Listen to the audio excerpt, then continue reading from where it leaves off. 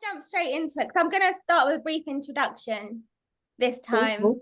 All right. Because I listened to our last episode um and got more of an insight. And if for anyone who hasn't watched it, it's season 1, episode 7, and it's available on Spotify. But in it we discuss your diagnosis. Wow, okay. That was a long time.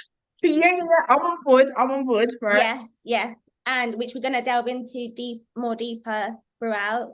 Um, you also said that when you were younger, from the age of 14 and 15, you experienced severe lows and were suicidal. But it wasn't until you were 23 you realized something wasn't quite right, and you went on a downward spiral. You went to counseling and recognized certain patterns. And then you were eventually later on diagnosed by a doctor for having bipolar.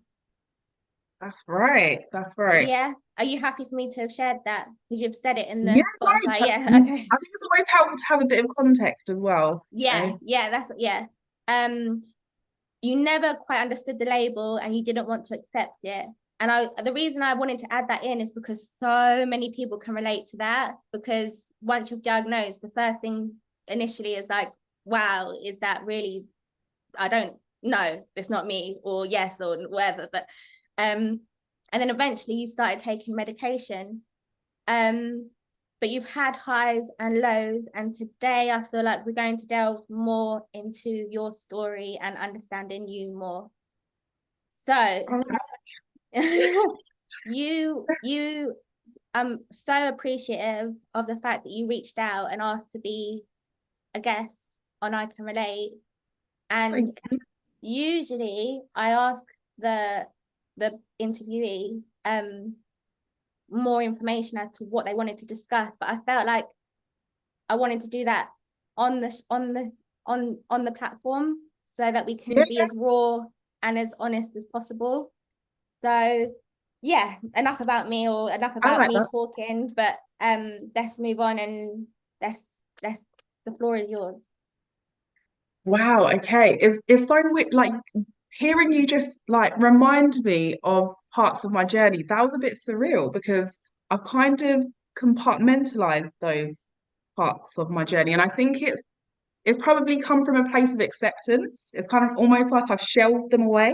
So it's Oh, really okay. like, yeah, it was like really surreal to hear you relay them. I was like, oh shit, that happened to me. Oh, wow. So you kind of Yeah, went yeah. through stages. You've gone through stages of, Yeah, definitely. I feel like I'm still going, like very much going through those stages, if I'm honest.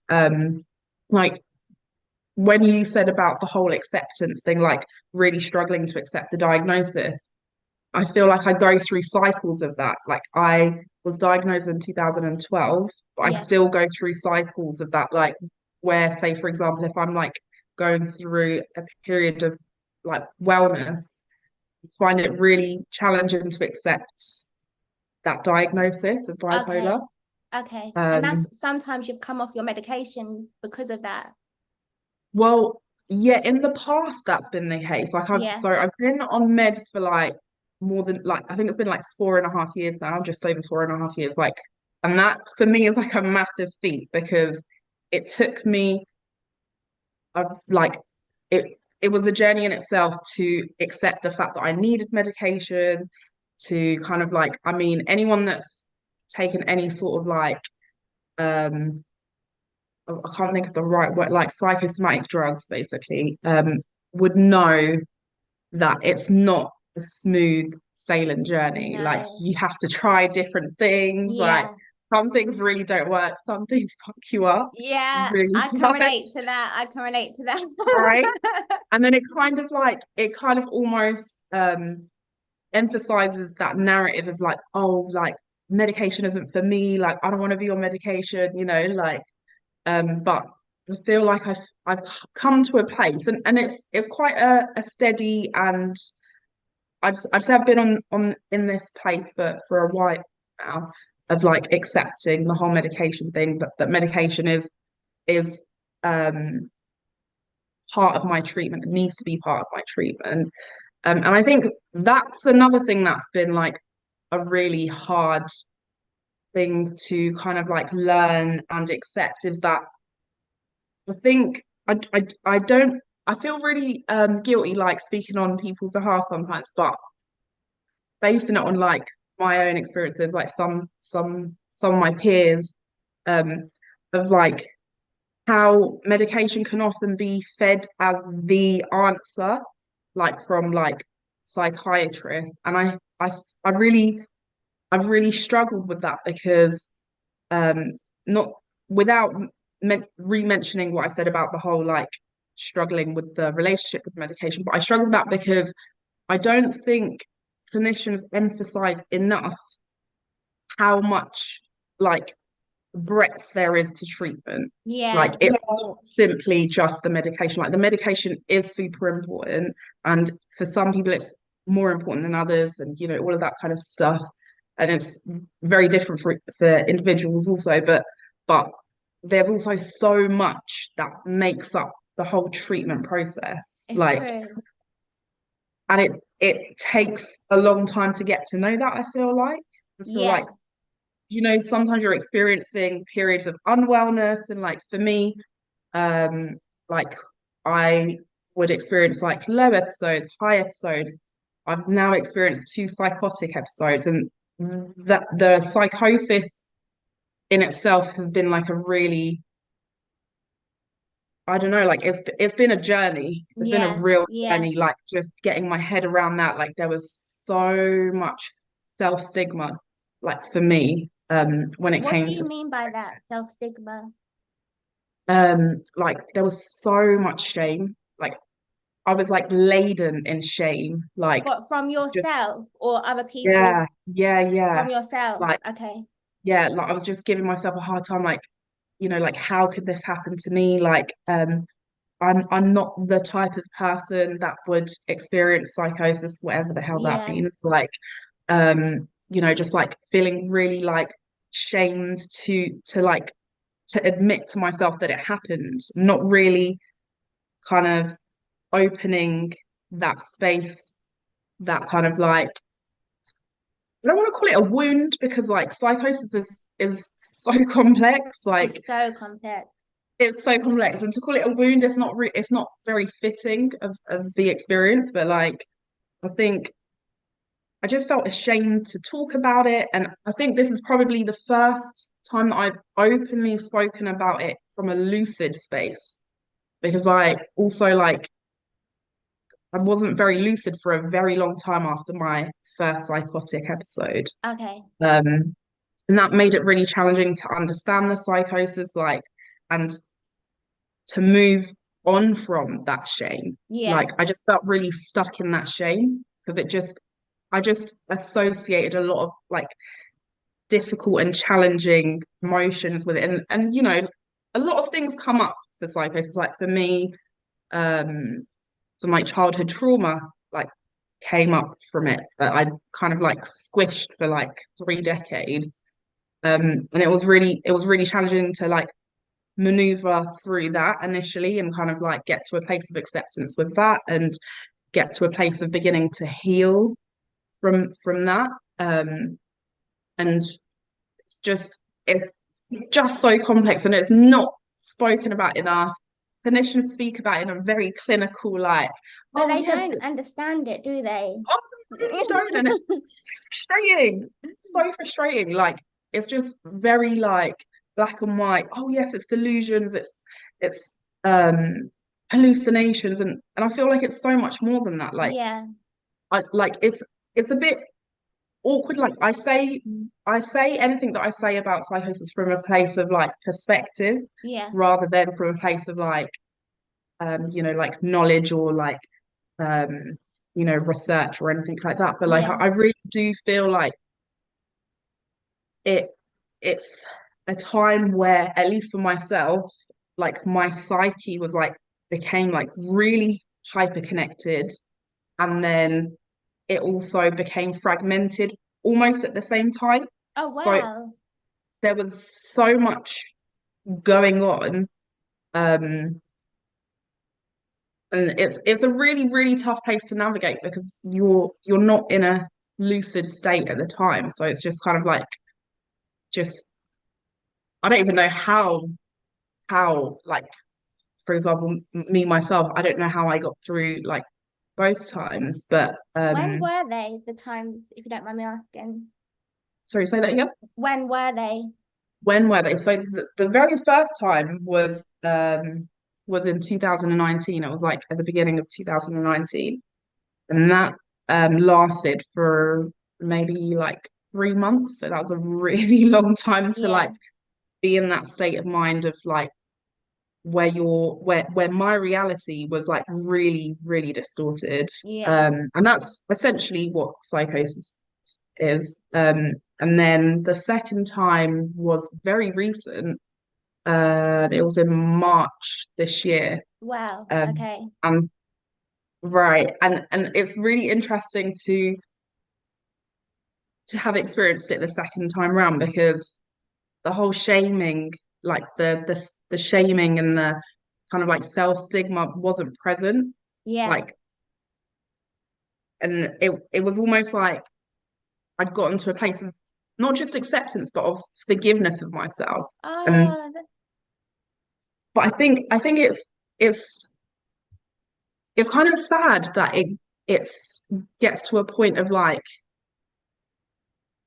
that I wasn't forgiving myself. Like I was giving myself a really hard time. I was kind of like really beating myself up for like getting into that state. Like I was blaming myself massively, um, rather than kind of like seeking understanding that that is part of the illness that I experience. but do you feel like that's part of the process?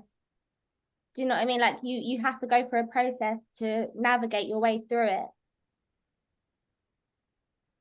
100%. Like I think process is like one of the like best descriptions to do to like describe the experience of like going from like a psychotic episode, psychotic break, psychotic breakdown, um, to like a lucid and stable place. Like it's yeah, it's definitely a process, and I would envisage that it's completely different for absolutely everybody. Yeah. But I think one of the things that I've found challenging is that there aren't many open spaces to have discussions around like psychotic experiences and Yeah.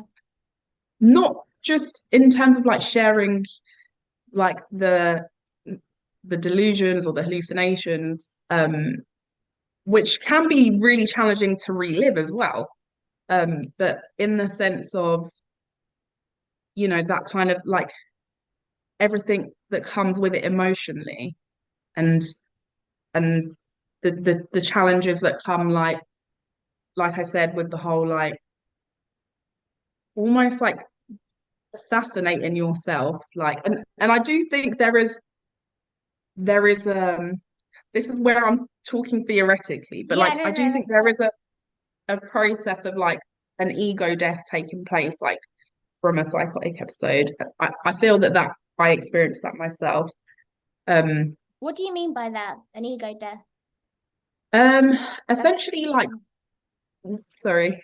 no, it um seems that's quite a hard question because oh yeah. it's hard to answer and I'm gonna respond to it from what I feel it is rather than maybe like what it actually is. Okay. But like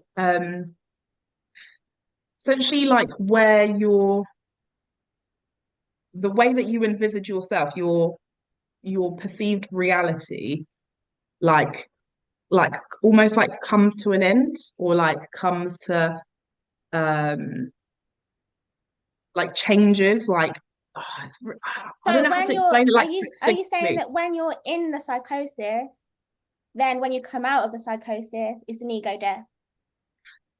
Right. That's Yeah. I feel like the ego death process starts to take place during psychosis, but I Okay. but I but yeah, like it continues after your like psychotic episode. Okay. That's just an opinion of mine. No, I'm that's just yeah. That from makes like sense. It makes sense. I've never heard Okay. of it, but it makes sense. I can, yeah, yeah. I hope I haven't like pissed too many people off by saying it. No, this platform is for people to share their opinions, Love and that. Love and that. it's with no judgment, because it's I can relate. So people can either relate or they can't relate, either For or. real. But Yeah. there's no right or wrong. It's just you can relate or not. So say what you have to say, and it's an open space. I love that. Yeah, thanks. You're doing great as well by explaining your Thank, theories and everything. thank you. So you ended up in hospital this time, didn't you? In Townsend Court, if you don't mind Yeah, me but saying. sorry. In Townsend Court, where we both were at one stage. Yeah. Oh no, this time I actually ended up in somewhere in Luton, not Oh in yeah, it Townsend. was Yeah, yeah, yeah, yeah, yeah, yeah. yeah, Okay, yeah, yeah. And how yeah. was that? I hate being in hospital. Like Do I, you?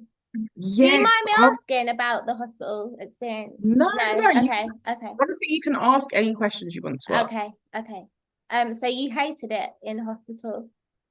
Yeah, I just don't enjoy being in a hospital setting. I don't I don't like the clinical setup of it. Like it's really weird, like experiencing like all these different like almost like creative um things happening in your brain and like things that aren't real. Um Yeah, and then experiencing it in a like really clinical like setting, it feels that feels very surreal. I also just don't I just feel like hospitals are really dirty. So yeah, it's yeah. like that side of things and I I just feel I don't know, I just feel like really like gross to myself and like never clean and yeah, so and just the food, all Yeah, of the kind of like regular stuff, like there's very little to do on there, so it's really like it's not very stimulating no, and yeah, my mind was extremely active yeah, and to feel understimulated but like also like mentally hyperactive. It's like yeah. a really like weird mix. Do you feel like when you said that your mind's stimulated, because obviously you do have a diagnosis of bipolar, but everyone has their strengths. And you can, when you have a diagnosis, you can beat yourself up so much about your diagnosis, but then that you have so many strengths. So do you feel like you can embrace them now, having with your bipolar, if that makes sense? Yeah, no, that makes a lot of sense. Like I think it took me a very long time to kind of differentiate between my diagnosis and myself. So like my core self, Yeah, my spirit, my mind, like even my body, like I was very disconnected from my body to be honest. And like it was all just one jumbled up. And it's really ironic because Elft, the local NHS like in our ends. yeah. um, they did this campaign like years ago, like encouraging people to kind of like speak out about like their mental health experience. And I'm pretty sure I wrote something along the lines of, "I am not my diagnosis or Yeah, a label or something like that." yeah, And it's really ironic because I think I was trying to speak it into existence at the time. Like I yeah, wasn't fully there. Like I wanted to be there and I was yeah, trying to be there, but it wasn't there just yet. And yeah, it's taken me, it's not I think it's not always about time. I think we very often like measure things in time because that's quite an easy measure, but like it's so much more than that. It was like a lot of graph, a lot of like searching and seeking internally and like kind of like therapy like yeah, and engaging in therapy like yeah, think maybe in the past my therapy my therapeutic experiences or experiences with therapy have been like almost like tokenistic. I think it's okay. because I didn't really understand therapy fully and I just kind of was going through the motions and Do you the like understand therapy now? um I mean, that is a tall question. I think I'd like to fit, I'd like, I feel like I have better understanding of what therapy is. And I think therapy is also like whatever you want it to be, Oh, essentially. wow. Okay, that's a good answer. Like because sometimes you do need someone to like soundboard off to. You need like a listening ear, someone to vent. Sometimes you need to kind of like reflect ideas of yourself Yeah. onto another person, and do you know, or whatever, like, or kind of like really delve into like some deep trauma or some adverse childhood experiences, or like I think it's so many things, and I But is it think like medication that you have to find the right therapist for you? Like with medication, you have to find the right medication, but with therapy, I've heard in the past that you have to find sometimes one therapist will be great and the next they won't. So, I think there's definitely an element of that. Like I would also add that it's about like being really honest with yourself about what your intentions and expectations are from therapy. okay. So I think sometimes we have like almost silent expectations with anything, but like let's like just focusing on therapy. Um and and then we'll go into it and then we'll be disappointed because the therapist isn't engaging with us in the way that we expected, but we weren't really upfront about it to ourselves initially. Oh, And I wow. think Yeah. when we're upfront with ourselves, it's a lot easier to communicate our expectations of another person to them as well. Like if they're not showing up how you wanted them to or expected them to, or whatever. And that's really simplifying it because I think it's like so much more than that in essence, but just like yeah, really simplified version. Okay. And you mentioned before in the last podcast that you've got a really strong support and family support network. Your family and friends are really supportive. How important is it to you to have a strong support network? I think it can be really easy to fall into like mental patterns of like loneliness, like like just feel really alone, like in whatever state you're in. It doesn't specifically have to be like in a state of unwellness, or like it doesn't have to be specific to somebody with a mental illness. um I think something that's really helped me, especially with like the last episode, like because the psychotic episode that I had last, it was more of an episode than like a break, like a mental breakdown kind of episode type thing. Okay. Um, so I would say it's a lot a lot of it is to do with perspective. So kind of like recognizing and acknowledging like who's there and what like how they're showing up, and like kind of like building that gratitude from within. Because I think I have gotten into places like into headspaces where like my support network is showing up, but I'm not able to acknowledge that. Yeah. And then I kind of like shut down, like I'm not very receptive to the support that I'm like being offered. I'm not openly receiving it. Um, whereas whereas I've kind of like it's this is something that I've been doing for like some time, but like like training myself to mentally like acknowledge and like kind of um just build that gratitude from within of like what's happening. And it doesn't mean like fooling myself. Like if I'm not happy with something, then I'm not happy with it. But like, but there are there is support like around me, and it's really important to acknowledge that on a regular basis, so that when I'm not so well, I'm like, okay, like I do feel really lonely, and I am going to Yeah. acknowledge that that's how I feel, but I can reach out to X person, or this person is actually reaching out to me. Yeah. Like, so I can like, like hold their hand and like, Yeah. grab it or whatever. So I do think it can be a perspective thing as much as it is like the actual people that you have around you. Yeah. Yeah. I think it's great because you speak about loneliness, but when you have mental health, or everyone has varying mental health to degrees, varying degrees, but it's like when you suffer with a diagnosis and stuff like that, it can be very lonely. So you're battling with yourself, and every day is a fight because you're in an internal fight that not everyone knows about. So it's like you being on this platform and sharing your experiences is incredibly inspiring, and I really appreciate it because so many people, everything you've said throughout this episode is relatable. So much of what you've said is relatable. But moving forward, what does bipolar mean to you?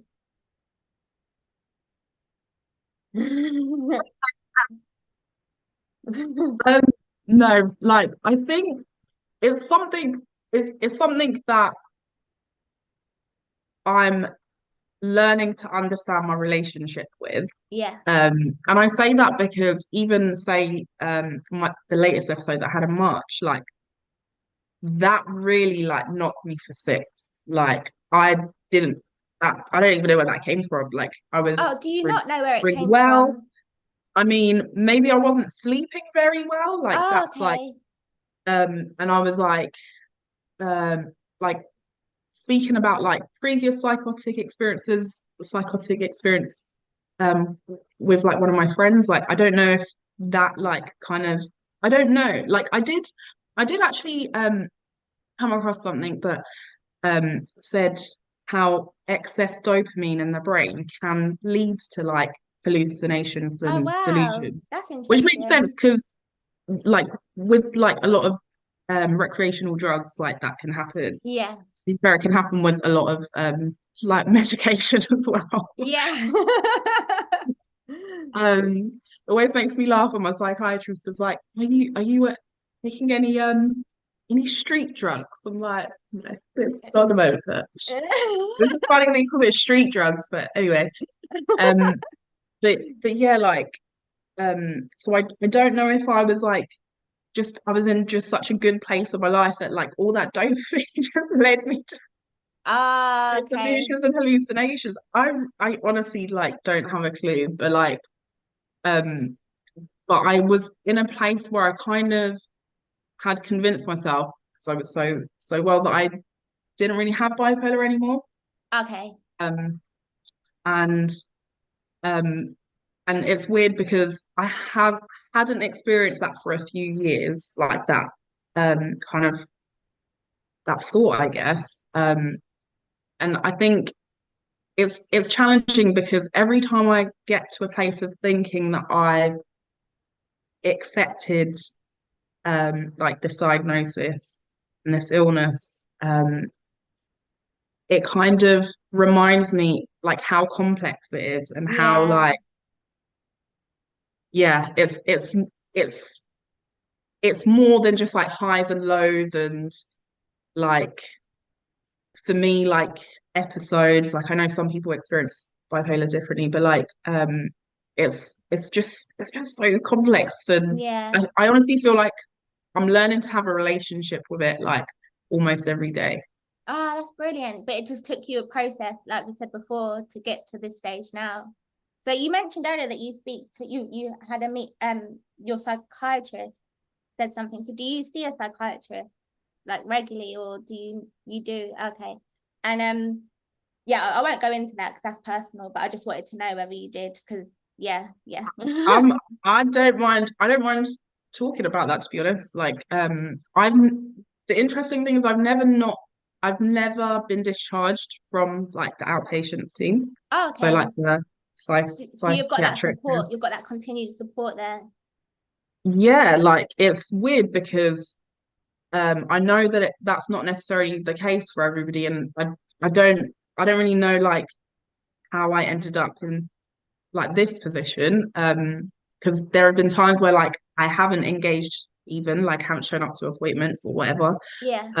But I don't know. I don't really want to call it luck because I don't really believe in luck, but also I don't Yeah, really yeah. enjoy engaging with like psychiatrist, so it doesn't really feel lucky, but it's I guess it's part of the process as it stands. Okay. And so you're taking medication now, that's right, isn't it? So you'll take, yeah. And how do you feel like the medication helps you? Um, Because See, just I'm just asking because for those that are listening and watching, because this is going to be on Spotify and on YouTube and on the website, but just plugging that. love that. um, I'm just asking for those that are watching and listening to gain more of an understanding of the medication, just to see whether and if those people that may feel like they have bipolar or have a diagnosis. I don't want to, because we're not professionals, just to let everyone know, we are not professionals. We're merely individuals having a conversation and sharing our experiences. For But yeah, how does the medication have an impact on you? Well, for a start, like I'm on a mood stabilizer, Okay. um, lithium. I always feel a bit weird about saying specifically what medication I'm on. I'll tell you why. Only because like I think like because medication isn't like a one size fits all. No, it's Like, not. and like I know sometimes the way psychiatrists plug the medication, it's kind of they make it out like it's one size fits all in a way. Yeah. But like, but what works for me might not work for somebody with the exact same diagnosis and type of bipolar, for example. Yeah, that's true. But like I'm on a mood stabilizer, and since the episode, like the psychotic episode I had, a much more so on an antipsychotic.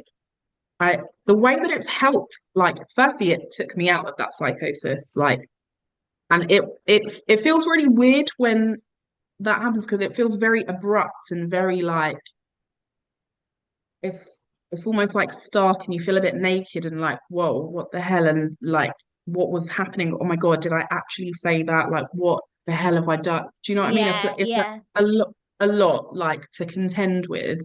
But who knows? Like I may even still be like experiencing that episode were it not for the medications that like I've yeah. like been put on.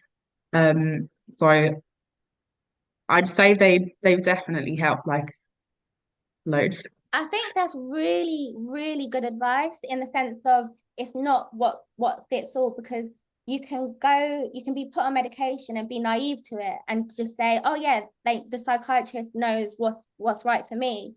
But speaking from my own experience, I've been on medication that makes me, like you said earlier, like a zombie, or like you can't think for yourself, or and then it's a case of trial and error that you have to keep trying it and see what works best for you. So that is priceless advice for anyone listening. Like not to just accept what you're given, to actually read your body, read your mind, and say, actually, is this right or no, this isn't right. So I think that's amazing advice. Amazing advice. Um, I think it is so important, like because I don't want to be too negative in relation to like professionals. It's so hard not to sometimes, not gonna lie. But yeah. but but I think they can be really prescriptive, and I think also there are times where they can be dismissive. So absolutely, like if you feel it doesn't feel right in your body, like I had major side effects, like where I ended up in A&E, like and Oh because wow. it was physically like my body was starting to almost like without it's not as dramatic as it sounds, but it was at the beginnings of starting to shut down kind of thing. Like Yeah, yeah, but but yeah, but I think it's so important to listen to that. And it can be really difficult to have that internal confidence to listen to yourself when you're not in the greatest place. yeah, But like, but if you can feel that the side effects and the side effects might be like you're putting on an excessive amount of weight and you're not happy with that, for example. Like it yeah, doesn't have to be like your body starting to shut down or whatever. Like yeah. there's a number of things, but like but just kind of like listening to yourself and kind of sharing that to the professionals. Okay, and thank you for sharing that. Yeah, that's That's all right. priceless. And how do you feel, because you've had two psychotic episodes. So the second psychotic episode, how do you feel like you've moved forward from it? As in, just how do you feel like you've how what am I trying to say? That you've what did you learn from it, the last psychotic episode? Gosh, I learned quite a few things. I learned that firstly, like my family is extremely patient and extremely caring. And like for example, like both of my sisters like took time off work. Oh, okay. Like this was before I ended up in hospital. So they were kind of like knew I wasn't well, but they were kind of like, lending like extra hands and yeah, they were just really like caring and just kind of really looking out for me, keeping me safe because I think like that's why I ended up in hospital. That's why I ended up getting a section because I wasn't able to keep myself safe. But they were doing their best to keep me safe and until obviously, the professionals like um came into play. Um, but but yeah, I think that's one of the major things that I learned. I was also um like my like I said, like my reality was very distorted and I believed certain things without going into too much depth, but like I believed certain things to be true that weren't true. And so I was making allegations against people around me, Oh, yeah. which I genuinely believe to be true. Yeah. Like they and I was living them to be true. Like I was experiencing like physiological like hallucinations. Like it's really, really weird. Um, but I feel really, really grateful and appreciative that the people around me like were like, oh yeah, she wasn't well, keep it moving, rather than like, right, you actually said that. Like, Oh, yeah. okay. Like, and it can be so challenging for people like around the individual who's unwell because they experience like I was actually speaking about this with somebody like yesterday, I think it was, but like um it's not just the person that experiences the psychotic episodes who experiences that psychosis. Like Yeah. obviously they don't experience the hallucinations and the delusions and the like speech that doesn't really make sense or whatever, but they are experiencing like a person that they care about like in a state of like distress or like in a state of like just not themselves at all, Yeah. essentially. So it's like a ripple effect. It's not just you, it's like everyone around Yes. you that's affected. But you're saying that how everyone coped with it was incredible. So that's crisis as well. So it's good to have a strong support base, and especially when you're going through something. But what you've said now, everything you've said in this episode is kind of not just for people that are going through the experience of having bipolar, but people who have a mental health condition and people who are affected by it. So I appreciate you so much, Esma, honestly, because you've been so honest and so open, and you've shared you being on this platform is brave because not everyone would, and not everyone is open about how they are and what they're going through. But I just wanted to because you do. I know you're probably going to say nah, but you do come across very wise. So I knew you were gonna say, but you do write everything on your own blog. So what can you just plug your blog and just Oh wow, okay. I haven't actually been like super active on my blog, I'm not gonna lie, but I don't even remember I think it's like so I have been keeping a blog for like some years and I dip in and out of it and yeah, I sometimes do I I I kind of just write whatever is a reflection of that state that I'm in at the time. okay, Um, Sometimes it's like other reflections, just like things that I thought about in hindsight, whatever.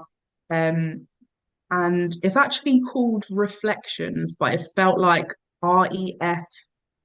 I don't even know how to spell it. oh, okay. LECHUNF, I can something write like it that. I can't underneath. remember. Yeah, Okay, yeah, yeah. yeah, yeah. I just, yeah.